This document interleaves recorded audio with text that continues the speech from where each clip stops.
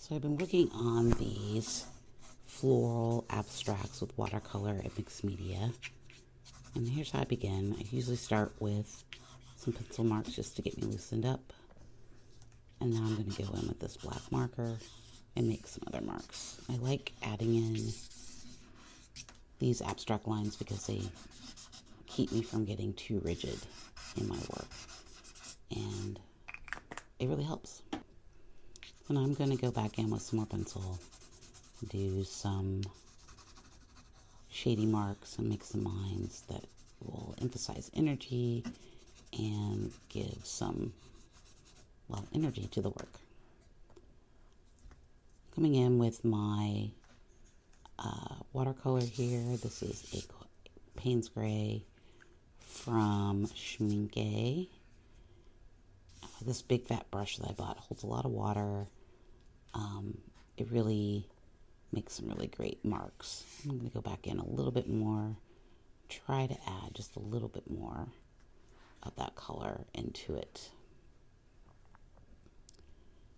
So I'm going to add in a little bit of the Schmincke Gray from the Desert Collection, just a little bit. And this is sort of a green, gray granulating watercolor.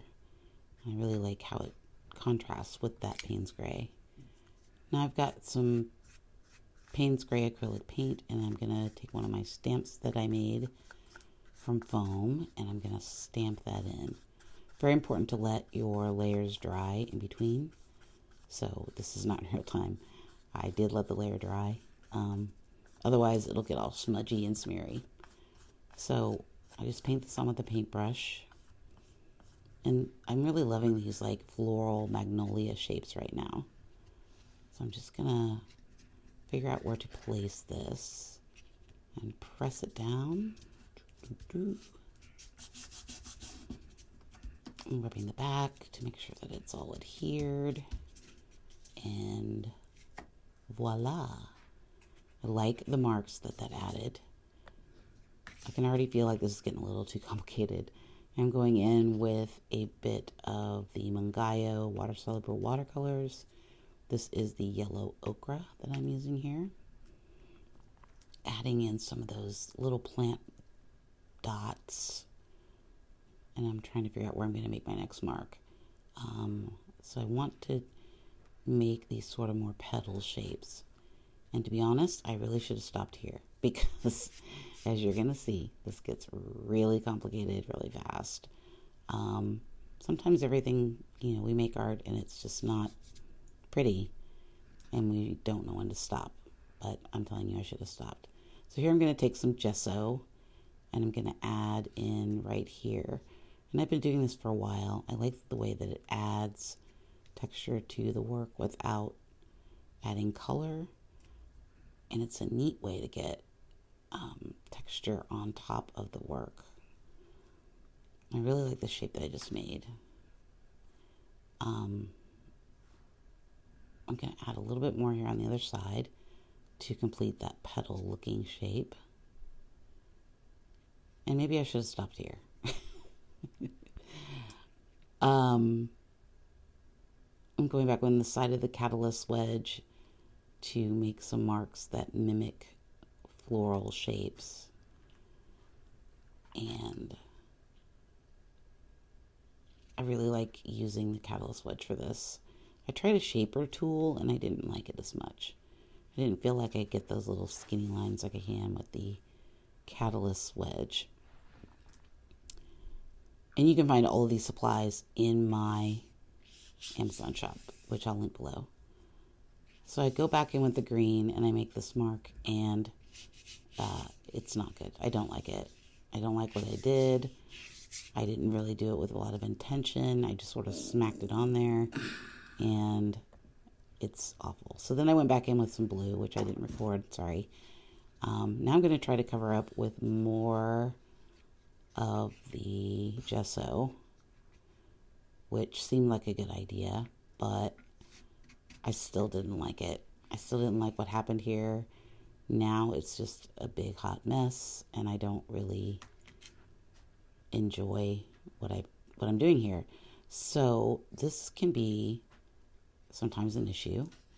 Sometimes things work out, sometimes they don't. And when they don't, you can keep pushing through or you can stop and be frustrated. So I'm going to keep pushing through.